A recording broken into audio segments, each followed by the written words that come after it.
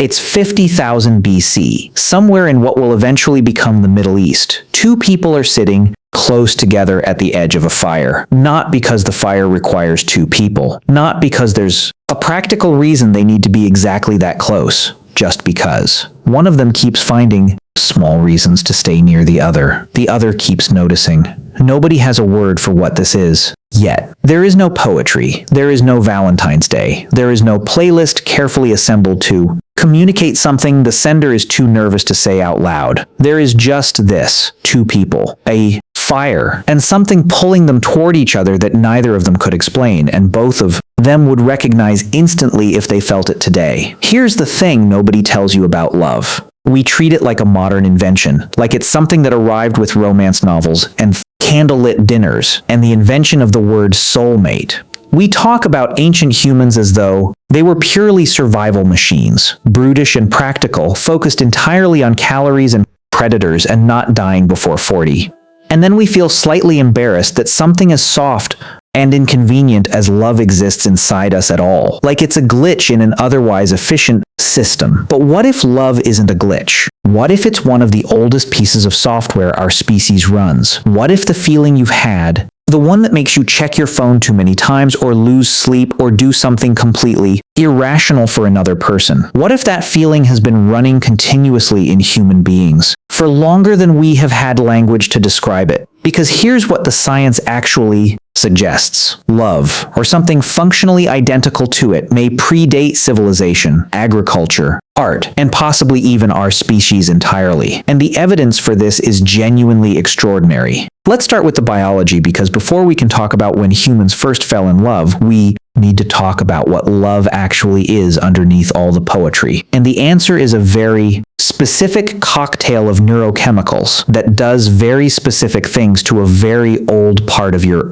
brain. When you fall in love, your brain floods with dopamine, the same reward chemical that activates when you eat, when you win, when you achieve something you wanted. It creates craving, obsessive focus, the relentless pull toward a specific person. Alongside dopamine comes norepinephrine, which is basically adrenaline's quieter cousin, responsible for the racing heart, the heightened attention, the way a particular person can walk into a room and suddenly you're acutely aware of everything about them. And then there's oxytocin, sometimes called the bonding hormone, released during physical touch, during sustained eye contact, during the particular kind of closeness that builds slowly over time into something that feels permanent. Here is the crucial thing about this system. It is not new. The neurochemical architecture of romantic attachment is not something evolution invented recently. Dopamine reward pathways are among the oldest structures in the vertebrate brain.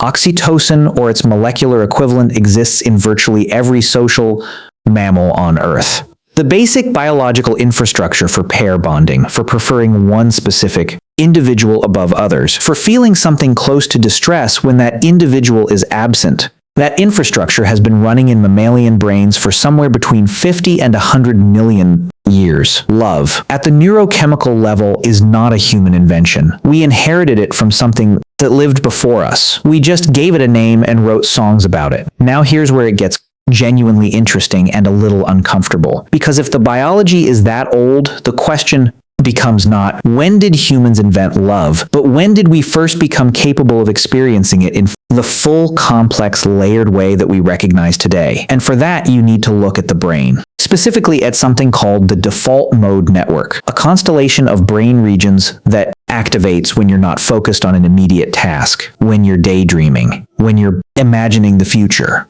when you're thinking about another person and what they might be thinking and what that means and what you should do about it. The default mode network is where rumination lives. It's where you replay the conversation from 3 days ago looking for signals. It's where you construct elaborate imagined futures with someone you've only met twice. And here's the thing.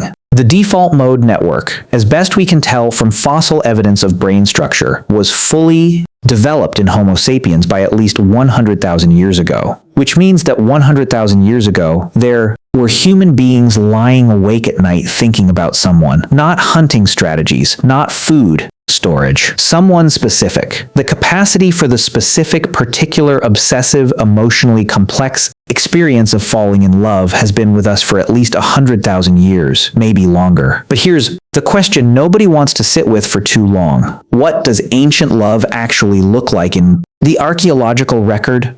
Because feelings don't fossilize. You can't dig up longing. You can't carbon date the specific ache of missing someone. So how do we actually know this was happening? The answer is that we look for behavior, because love, real sustained pair bonding love, produces specific behaviors, and some of those behaviors leave traces. Let's start with burial, because the way a culture treats its dead tells you an enormous amount about what it values and who it mourns. The oldest known deliberate human burials date back roughly 100,000 years in sites across Africa and the Middle East. And what researchers find inside those burials is consistently striking. Bodies arranged with care, positioned on their sides, knees drawn up, sometimes facing a specific direction, grave goods placed alongside them.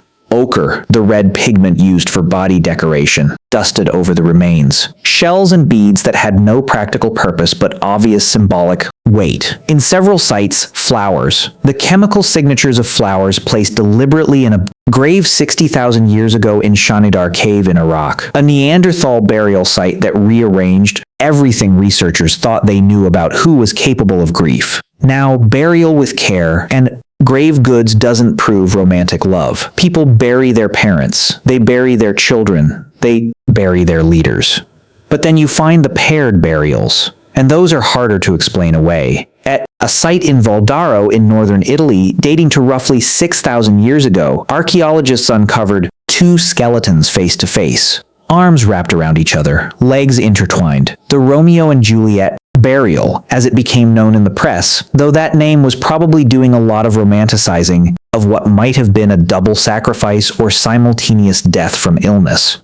But the positioning was deliberate. Someone arranged them that way. Someone looked at two people who had died and thought they should face each other forever. That is not a practical decision. That is a decision made by someone who understood that those two people had something between them that deserved to be honored even after death. Here's where we have to be careful about timelines, because paired burials and careful grave arrangements tell us about grief and symbolic thinking, but they don't directly tell us about romantic pair bonding in the living. For that, we need to look at something else entirely. The fossil record of human family structure. Here's something that most people don't realize about human evolution. The shift to pair bonding, to the idea of two specific individuals forming a sustained exclusive or semi-exclusive reproductive partnership, is actually a relatively unusual arrangement in the primate world. Our closest relatives, chimpanzees, don't do it. Gorillas form harems. Bonobos have famously flexible arrangements about all of this. But humans, somewhere in our evolutionary history, moved towards something that looks much more like sustained pair bonding than any of our closest relatives practice. And that shift left physical evidence, male and female body size. In primate species with intense male competition for females, males are dramatically larger than females. Gorilla males are roughly twice the size of females. In species with more pair-bonded arrangements, the size difference, what biologists call sexual dimorphism, shrinks. Human males are larger than human females on average, but the gap is relatively small compared to our evolutionary cousins. This tells researchers that at some point in the deep past, human social structure shifted away from pure male competition towards something more cooperative, more bonded, more focused on sustained partnerships. The exact timeline is contested, but estimates range from 1 to 4 million years ago, which means the social architecture that makes romantic love possible and advantageous may have been in place before Homo sapiens even existed. But let's also talk about something that rarely comes up in these conversations: the animals.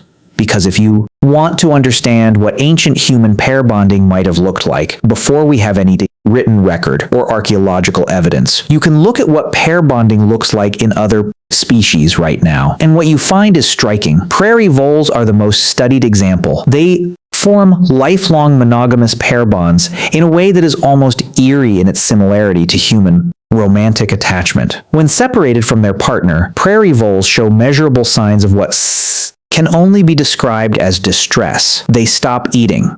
their stress hormone levels spike. They become less interested in other potential partners. When reunited, they show something neurochemically identical to relief. And when researchers map the neurochemistry of the prairie vole pair bond, it runs on oxytocin and dopamine in exactly the same way that human romantic attachment does. The prairie vole is not in love the way a poet is in love, but whatever it is experiencing is running on the same ancient biological hardware. And prairie voles are not our relatives. The fact that we arrived at similar neurochemical bonding systems through completely separate evolutionary paths tells you something profound. That this arrangement, two individuals choosing each other above others, works. It solves problems. It creates stability, shared investment in offspring, mutual protection, coordinated survival. Love is not just an emotion. It is a strategy, one that evolution kept selecting for across wildly different species because it works.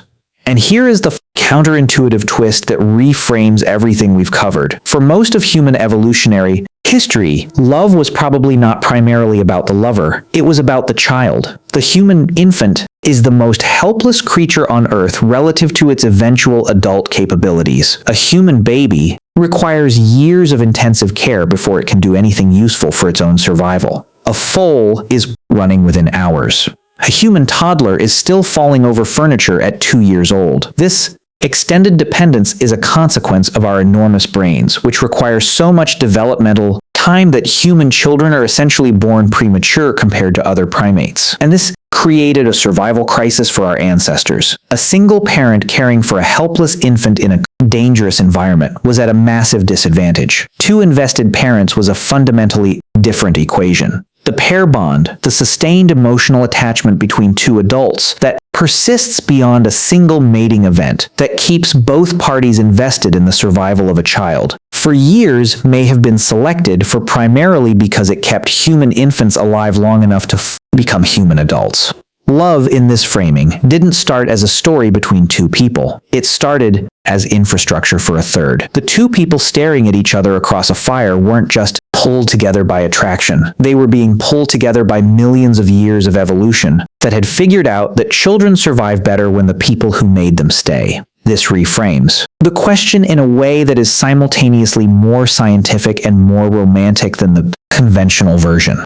Because it means love is not a luxury. It is not a cultural overlay on an otherwise rational survival system. It is the survival system, the racing heart, the obsessive focus, the specific particular devastation of losing someone you love. All of it is there because it worked. Because the ancestors who felt it strongly enough to stay, they had children who survived. And those children inherited the same capacity to feel it. You are the descendant of every human being across hundreds of thousands of years who fell in love hard enough to stay. That is who you are at the neurochemical level. That is what you inherited.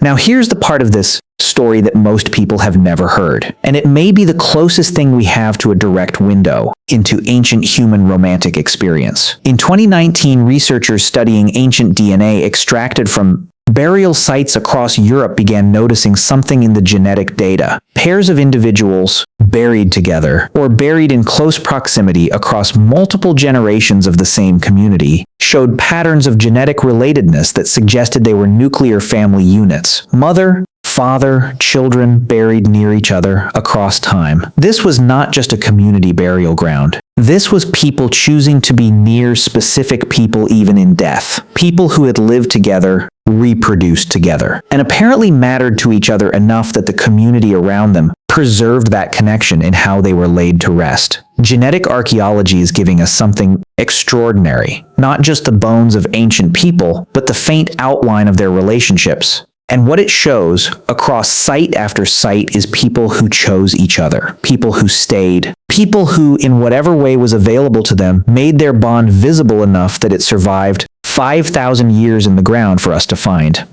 So when did ancient humans first fall in love? The honest answer is that we don't know exactly, and we probably never will. What we know is this. The neurochemical infrastructure for romantic attachment is at least 50 million years old. The brain structures capable of obsessive, complex, future-oriented longing have been present in our species for at least 100,000 years. The archaeological evidence for grief, for pair bonding, for the deliberate preservation of relationships after death runs back as far as we can see clearly into the human record. And the genetic evidence is beginning to show us, site by site, burial by burial, the actual outlines of ancient families, people who found each other, people who stayed. The behavior almost certainly predates every piece of evidence we've found for it, because the physical record of feelings is always incomplete. You cannot fossilize what someone felt at the edge of a fire 80,000 years ago. You can only find what they left behind. And what they left behind suggests that whatever was happening between them mattered, that it was worth preserving, that it was in some form we would recognize love. There is something quietly remarkable about that. For all the distance between you and your oldest ancestors, the technology, the language, the accumulated weight of everything humans have built and destroyed and built again, there are these thin, unbroken threads running straight through 100,000 years of human experience. The fire, the smoke, the specific way one person looks at another and something shifts. The oldest humans had that. They sat near each other for reasons that had nothing to do with survival efficiency and everything to do with something they couldn't name and didn't need to. And tonight, somewhere, someone is checking their phone one more time before they go to sleep, hoping. That is not a modern invention. That is the oldest thing about you.